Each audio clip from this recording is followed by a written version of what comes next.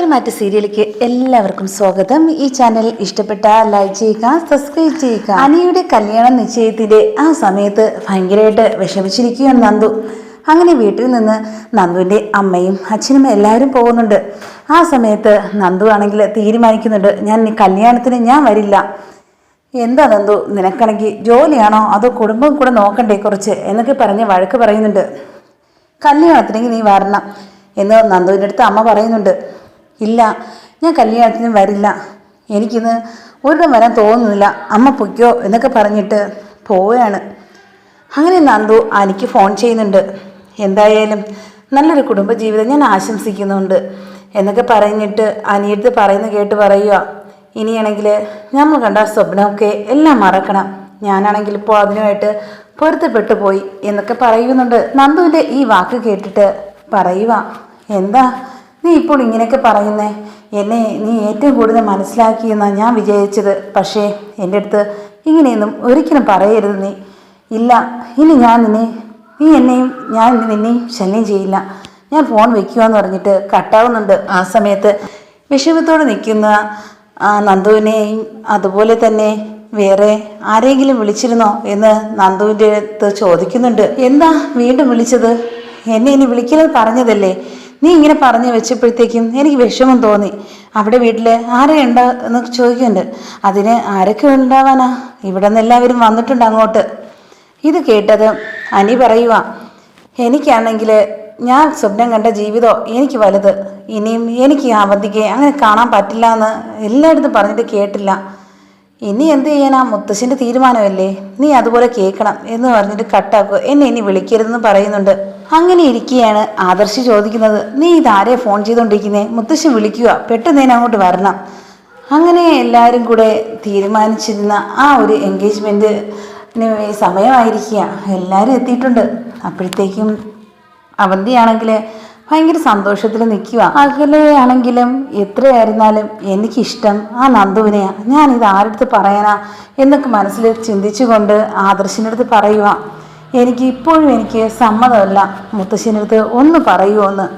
ഇല്ല, ഇനി ഒരിക്കലും ഞാൻ പറയില്ല, ഞങ്ങളുടെ ജീവിതത്തിലുണ്ടായിരുന്ന ഒരു തെറ്റും നിനക്കാണെങ്കിൽ ഉണ്ടാകാൻ പാടില്ല, ഒരു വീട്ടുകാരെ അറിഞ്ഞുള്ള ഒരു കല്യാണം ആയിരിക്കണം എന്നൊക്കെ പറയുന്നുണ്ട്.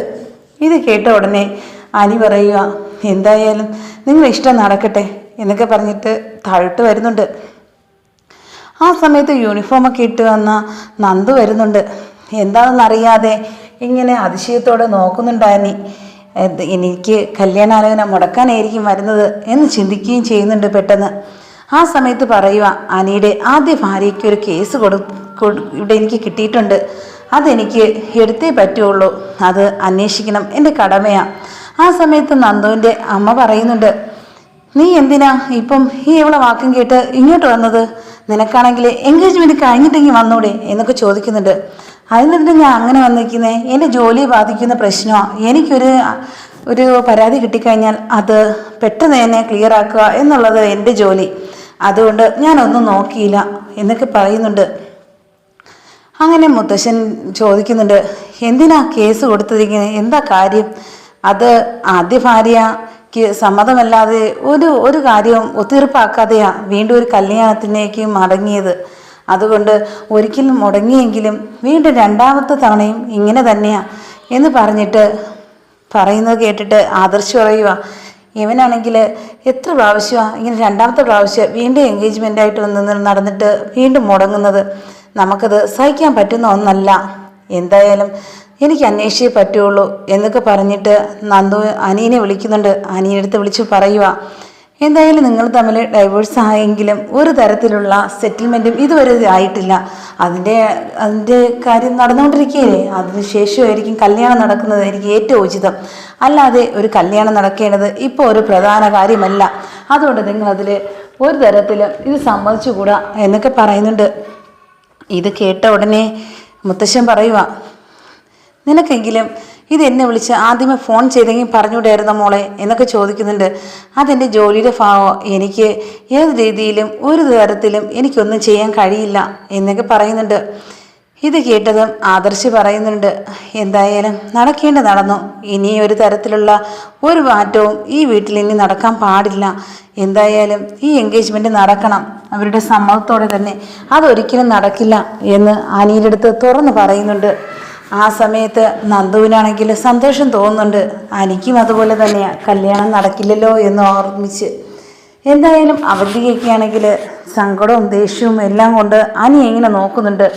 വേണ്ട വേണ്ട എന്ന് പറഞ്ഞിട്ടും അതുപോലെ നടന്നില്ലേ. അബിയും അതുപോലെ തന്നെയാ അവന്തികടുത്ത് പറയുക. അവനാണെങ്കിൽ നേരത്തെ ഇതുപോലെ തന്നെ പറഞ്ഞുകൊണ്ടിരുന്നേ, ഇത് അവളെ ഇവനും കൂടെയുള്ള കളിയായിരിക്കും. എന്തായാലും ആ സമയത്ത് തന്നെ വന്നില്ലേ, എന്തോ പ്രശ്നമുണ്ട്. അല്ലാതെ ഈ സമയത്ത് വന്ന് ഒരു മുടക്കാൻ വേണ്ടി തന്നെയാണ് ഇങ്ങനെയൊക്കെ ചെയ്തിരിക്കുന്നത് എന്നൊക്കെ കേട്ടിട്ട് അവന്തിക പറയുന്നുണ്ട് മുത്തശ്ശിൻ്റെ അടുത്ത്, മുത്തശ്ശ ഞാൻ ഇനി എന്ത് ചെയ്യാനാ, ഞാനിത് 2ാം പ്രാവശ്യമാണ് എൻഗേജ്മെൻ്റ് എന്ന് പറഞ്ഞ് കെട്ടി ഒരുങ്ങി ഞാൻ ഇവിടെ നിൽക്കുന്നത്. പക്ഷേ ഓരോ തരത്തിലും ഓരോ മുടക്കങ്ങളാണ് സംഭവിച്ചുകൊണ്ടിരിക്കുന്നത്. ഇത് എന്തായിരിക്കും എന്നൊക്കെ ചോദിക്കുന്നുണ്ട്. എന്തായാലും മോൾ വിഷമിക്കേണ്ട ഒരു കാര്യവുമില്ല. ഞാനാണെങ്കിൽ ജീവിച്ചിരിക്കുകയാണെങ്കിൽ മോൾ തന്നെയാണ് ഇവിടുത്തെ മരുമകളായിട്ട് ഈ വീട്ടിൽ വരാൻ പോകുന്നത്. അതുകൊണ്ട് ഇപ്പോൾ എന്ത് തടസ്സം കൊണ്ടായാലും അത് വകവയ്ക്കരുത്. ഞങ്ങളെ വീട്ടിലെ അനി നിനക്ക് സ്വന്തമാണ് എന്നൊക്കെ പറയുന്നുണ്ട്. ഇത് കേട്ടതും നന്ദുവിനാണെങ്കിൽ മിണ്ടാതെ നിന്ന് തല കുനിച്ച് നിൽക്കുന്നുണ്ട്, എന്ത് പറയണമെന്നറിയാതെ. എന്നാൽ അനിയാണെങ്കിൽ ആശ്വസിക്കുകയും ചെയ്യുന്നുണ്ട്. എന്തായാലും വീണ്ടും നടന്ന എൻഗേജ്മെൻറ്റ് മുടങ്ങിയല്ലോ എന്നാലോചിച്ചിട്ട്. അങ്ങനെ ആ സമയത്ത് അബിയാണെങ്കിൽ എല്ലാവരും നിൽക്കി പറയുന്നുണ്ട്, നിങ്ങൾക്ക് എല്ലാവർക്കും ഒരു സത്യം അറിയാവോ, ഇവരാണെങ്കിൽ കള്ളത്തരത്തിലൂടെയാണ് ഓരോന്ന് പറയുന്നത്. ഇതിൽ തന്നെയാണ് ഈ മുടക്കാൻ വേണ്ടി മുഖ്യ കാരണം ഈ അനി തന്നെയാണ്.